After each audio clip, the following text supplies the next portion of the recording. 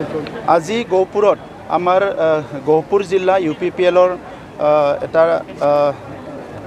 সভা আয়োজন কৰিছে আৰু এই সভাত আমি একেলগে মোৰ লগত আমাৰ MLA ভূপেন বড়োচা EM ডক্টৰ নীলোৎ স্বৰ্গীয়াৰী আৰু ধনশ্ৰী সমষ্টিৰ প্ৰাৰ্থী ৰুজুগ্ৰা মুছাহাৰী আমি একেলগে ইয়াত অংশগ্ৰহণ কৰিছোঁ।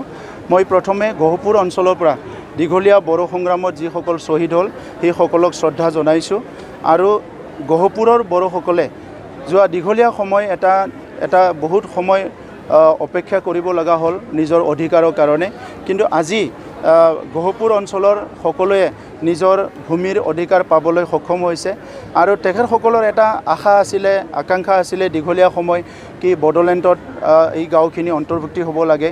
আজি এই গাঁওখিনি বড়োলেণ্ডৰ অন্তৰ্ভুক্তি কৰা হ'ল।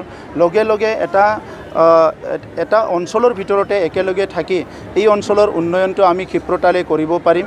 এই অঞ্চলৰ পৰা আমাৰ বহুত শ্বহীদ আছে, এই অঞ্চলৰ আমাৰ বহুত ইতিহাস আছে, কিন্তু আজিৰ সময়ত UPPL মডেলৰ ৰাজনীতিত সকলো জাতি জনগোষ্ঠী সকলো ধৰ্মৰ লোকসকলৰ লগত একেলগে আমি বসবাস কৰিব বিচাৰিছোঁ। 26টা জনগোষ্ঠী বড়োলেণ্ডত আছে, 35 লাখ জনসাধাৰণ আছে আৰু এই 35 লাখ জনসাধাৰণ আৰু 26টা জনগোষ্ঠী আমি একেলগে বসবাস কৰি আছোঁ।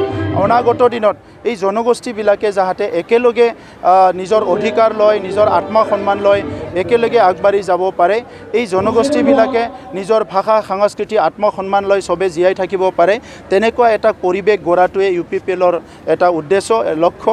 গতিকে গহপুৰ অঞ্চল যিখিনি বড়োলেণ্ডৰ বা বড়োলেণ্ড কাউন্সিলৰ অন্তৰ্ভুক্তি হ'ল, এই গাঁওখিনিৰ চোৱা চিতা কৰা উন্নয়নৰ কাম কৰা অনাগত দিনত বড়োলেণ্ড চৰকাৰৰ দায়িত্বত থাকিব আৰু UPPL দল হিচাপে আমি এই অঞ্চলৰ ৰাইজত একেলগে আগুৱাই যাম। আপুনি আলুপৰাটো গৈছে, বৰপুখুৰীটো আহিলে, কেনেকুৱা দেখে ৰাইজৰ সঁহাৰি? চাওক, বহুত ভাল।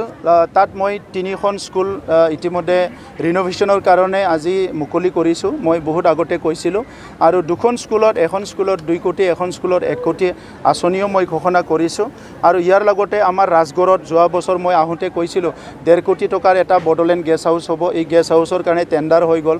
বহুত কথাখিনি ৰাইজৰ লগত আলোচনা কৰিলোঁ আৰু যিমানখিনি জাতীয় সংগঠন আছে একেলগে বহি আমি আলুপাৰাত আলোচনা কৰিছোঁ অনাগত দিনত এই অঞ্চলটো কেনেকৈ আগুৱাই লৈ যোৱা হ'ব।